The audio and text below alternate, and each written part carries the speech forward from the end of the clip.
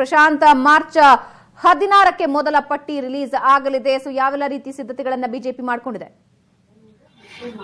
Bhavana, March 16ಕ್ಕೆ ಸಂಜೆ ಬಿಜೆಪಿಯ ಕೇಂದ್ರ ಚುನಾವಣಾ ಸಮಿತಿ ಸಭೆ ದಿಲ್ಲಿಯಲ್ಲಿ ನಡೆಯಲಿದೆ. ಪ್ರಧಾನಮಂತ್ರಿ ನರೇಂದ್ರ ಮೋದಿ, ಅಮಿತ್ ಶಾ, ರಾಜನಾಥ್ ಸಿಂಗ್, ನಿತಿನ್ ಗಡ್ಕರಿ, ಸುಷ್ಮಾ ಸ್ವರಾಜ್ ಸೇರಿದಂತೆ ಹಿರಿಯ ನಾಯಕರು ಈ ಸಭೆಯಲ್ಲಿ ಭಾಗವಹಿಸಲಿದ್ದಾರೆ. ಮುಖ್ಯವಾಗಿ ಪ್ರಧಾನಮಂತ್ರಿ ನರೇಂದ್ರ ಮೋದಿ ಅವರ ಹೆಸರನ್ನ, ಯಾಕಂದ್ರೆ ವಾರಣಾಸಿಯಿಂದ ಪುನರಪಿ ನರೇಂದ್ರ ಮೋದಿ ಸ್ಪರ್ಧಿಸಲಿದ್ದಾರೆ, ಅವರ ಹೆಸರಿನ ಜೊತೆಗೆ 100ಕ್ಕೂ ಹೆಚ್ಚು ಹಾಲಿ ಸಂಸದರ ಹೆಸರುಗಳನ್ನ ಕೂಡ ಬಿಜೆಪಿ ಮಾರ್ಚ್ 16ಕ್ಕೆ ಪ್ರಕಟಿಸಲಿದೆ. ಅದರಲ್ಲಿ ಕರ್ನಾಟಕದ ಬಹುತೇಕ ಹಾಲಿ ಸಂಸದರ ಹೆಸರುಗಳು ಕೂಡ ಇರಲಿವೆ ಅಂತಕ್ಕಂಥದ್ದನ್ನ ಮೂಲಗಳು ಹೇಳ್ತಾ ಇವೆ.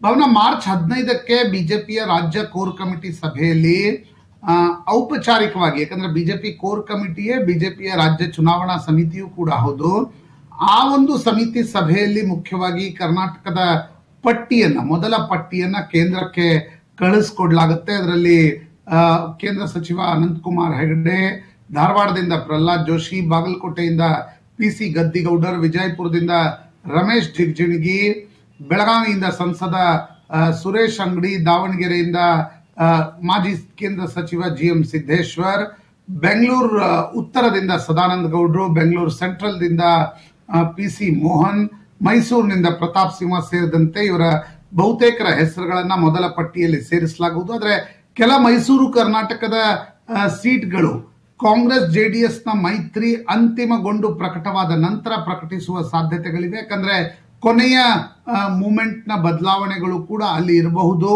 ಕಾಂಗ್ರೆಸ್ ಜೆಡಿಎಸ್ ನ ಮೈತ್ರಿ ಮತ್ತು ಅವರ ಕ್ಯಾಂಡಿಡೇಟ್ ನ ಆಧಾರದ ಮೇಲೆ. ಆ ಕಾರಣದಿಂದ ಅವು ಕೆಲವು ಕ್ಷೇತ್ರಗಳನ್ನ ಹೊರತುಪಡಿಸಿದ್ರೆ ಬಿಜೆಪಿಯ ಪರಂಪರಾಗತ ಸ್ಟ್ರಾಂಗ್ ಹೋಲ್ಡ್ ಏನಿದೆ ಉತ್ತರ ಕರ್ನಾಟಕ ಮತ್ತು ಕರಾವಳಿ, ಇವೆಲ್ಲ ಕ್ಷೇತ್ರಗಳ ಹೆಸರುಗಳನ್ನ ಮಾರ್ಚ್ 16ರ ಮೊದಲ ಪಟ್ಟಿಯಲ್ಲೇ ಪ್ರಕಟಿಸಲಾಗುವುದು. ಭಾವನಾ. ಎಸ್ ಪ್ರಶಾಂತ್, ಧನ್ಯವಾದ ನಿಮ್ಮೆಲ್ಲ ಮಾಹಿತಿಗೆ.